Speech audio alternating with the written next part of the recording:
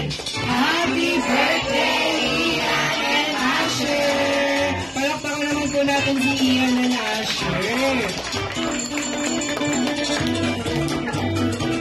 Ay, close your eyes and make a wish na.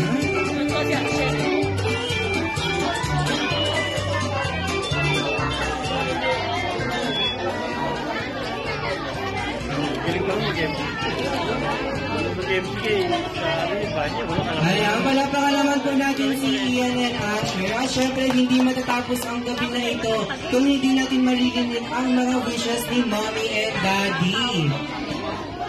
Ayan, mag-start tayo kay Daddy.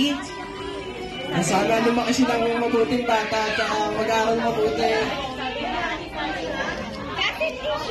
Saka may takot sa Diyos. Palapakan naman po natin si Daddy. Okay, si Mommy naman po. Yun lang, yung sinabi. Kaya na ito, makontento sila sa mga bagay lang na kaya namin ibigay sa kanila. Yun lang. Palapakan naman po natin si Mommy. Ayan, picture po muna ulit.